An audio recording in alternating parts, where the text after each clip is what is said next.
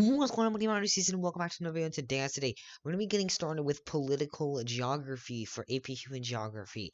So, political geography, we're going to be getting into boundaries, purposes of boundaries. We're going to get into some laws, ethnic conflicts, and all of this good stuff. So, let's get started. So, political for geography, let's get into a definition now, is the geography with dealing political boundaries, units, and human-made governments, as well as the situations and processes within those governments. So we're going to learn about the types of governments, of course, but then we're going to learn about what happens within those borders, stuff that happens outside those borders, encouragement to communicate or do resources and trade outside those borders or internally, all that cool stuff. And we're also going to learn how borders are made, the different types of borders as well. Do they coincide with religion or culture, or are they just there due to a landform like a mountain range? That's all political geography. Pretty cool stuff. I like political geography. This is very interesting. So let's get started this. So one thing you need to know is about states. When you think of state, hear a country. Now, you may be wondering, states of United States, states of Australia. Hang on a second. I've heard states before. What do you mean states are a country? I don't know how I can explain it that much. States equal country. Remember that. That's about it. Now, to be considered a state or a country, you have to have certain characteristics. You have to have defined borders. You have to have a population, a sovereignty, a government, and recognition as a state by other states. So if you claim yourself as a state, but no other states in the world claim you are a state, you are not a state. It's that simple. If you are an anarchy, you are not a state. If your state is the whole world, you are not a state. If your state is just yourself or your family, you are not a state. Your population has to be, not, 2, 4 people, and it has to be either rising or declining. It also kind of needs to follow the demographic transition model. It has to be able to follow the demographic transition model because all states go through the demographic transition model. If your state immediately has high death rates or has high birth rates and low death rates, and then then your death rates suddenly increase, you're not following the demographic transition model. Now let's get into recognition, so a little bit more of that. So some states may not recognize other districts as a state, while others do. So if we go to, so here we have a bunch of states in Europe. We can see these are states that the United States recognizes as states. I bet if we go to a place like Germany or Poland, then they might not recognize some of these states as states. I guarantee if you go to like Romania or the Ukraine, some people there will consider these states right here Yugoslavia, and they wouldn't consider them as Serbia or all these other ones here. Now, the main reason that they don't consider these states is because they are not fully independent. They're not fully sovereign. They're still relying on outside states for resources or governmental powers. So they may be like, okay, I don't really consider them a state yet. So that's probably the main reason you're not recognized as a state. Now let's get into types of states. Or after this, we'll get into types of states. So, nations. A nation is basically a specific group of people. Now, there are also characteristics of a nation, like there's characteristics of a state. You have to have a common language. You can't be one nation and then you speak a random language. A common culture. You have to have some cultural traditions and ideas together. Shared history. What does your nation have in common? You can't be like, okay, you're from Russia, who has its own history, and then you can like you're from Ukraine, who has its own history, and then say y'all are a nation. You can't do that. And then you also have to have attachment to a certain land area. You can't say you're from the United States and you're from Poland. You're a nation. They're not the same land area. And they don't feel so attached. You can't be like, all right, you're from Canada, but our nation is primarily in China. Not attachment to a certain land area.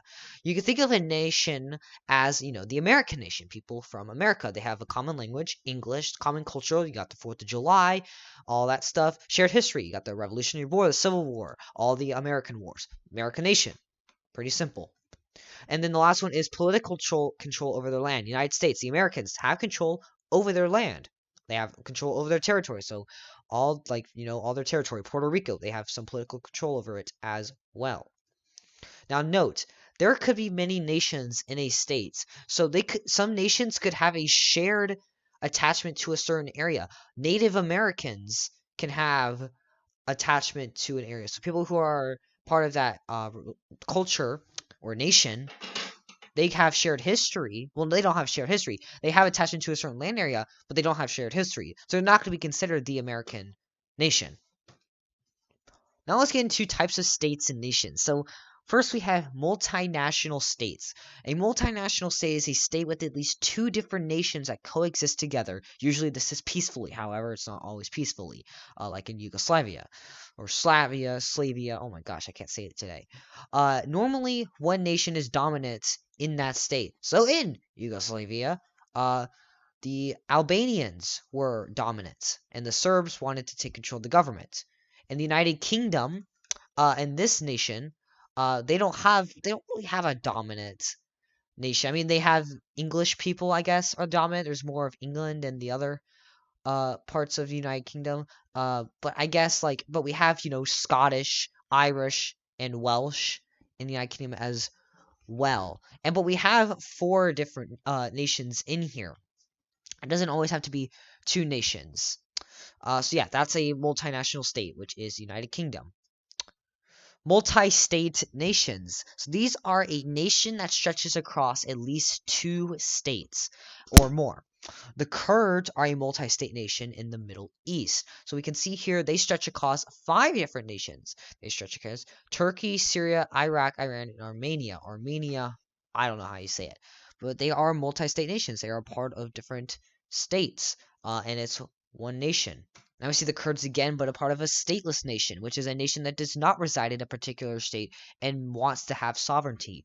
Stateless nations want to have sovereignty of themselves. They don't want to be told what to do. They don't want to be given hand-me-downs. The Kurds want their own government. They want their own state. However, they are not a state, so they are a stateless nation.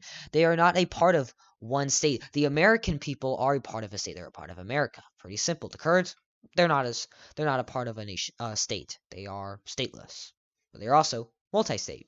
Now let's get into nation states, which is a state that coincides with a particular nation. Japan is a nation state because they coincide with the Japanese nation. They're Japanese. The language is in Japan. The culture, all that coincides with Japan, so it's a nation state. Iceland is a good nation state as well. In Japan and Iceland, there isn't much immigration into those states. There may be emigration, people leaving those states, but there isn't much in that state that's immigration causing diffusion, stimulus mostly, or contagious. There isn't much diffusion through immigration to Japan. Of course, there was some after the World Wars, but they kind of forced them to let us into the states. Now let's get into autonomous regions and semi-autonomous regions. So we'll start with autonomous regions, which is a region free from external authority and has a high amount of self-government. So the Cook Islands are free from external authority. They are autonomous regions. They have a good amount of self-government. They're not being told what to do from other regions or state. Now think about this. We're going into regions. We're not going into states anymore. Just regions. Now let's get into semi-autonomous regions, which is a region with a degree of self-government, but still is governed by a larger political body. So the area with Hong Kong is a semi-autonomous region. Hong Kong has a lot of governmental authority with China. So China does a lot of stuff for Hong Kong. They tell Hong Kong what they can and cannot do a lot of the time. So they have not much self-government. Of course, they still have some self-government, but they're not completely sovereign. So Hong Kong is a semi-autonomous region. Now let's get into enclaves and exclaves. So an enclave is a enclosed region surrounded by foreign land. So we can see right here, Libya, which is a part of Spain, is not actually connected to Spain. It's in France, however, it's its own little land inside of the France territory. This territory is basically Spain territory, but you see what I mean. So that is an enclave. So it's an enclosed region surrounded by foreign land. It doesn't always have to be a part of a state. It could be its own state surrounded by foreign land. This is how it is. Now, an exclave or exclave is a portion of a state separated from the rest of the state, surrounded by foreign land. As you can see here, Libya is part of the Spanish state, Spain. However, they are surrounded by foreign land. They're surrounded by France and Catalonia. So they are an exclave. Now, they're also an exclave and an enclave. So they're both the same thing. You don't have to be one or the other. You can be both like Libya is. Here's your skill check for the end of the video. Try to complete this in under 25 minutes. And that's a wrap on the video. We learned about states, nations, types of states, enclaves, exclaves, semi-autonomous regions, and autonomous regions. Complete the skill check. It'll help you. Goodbye.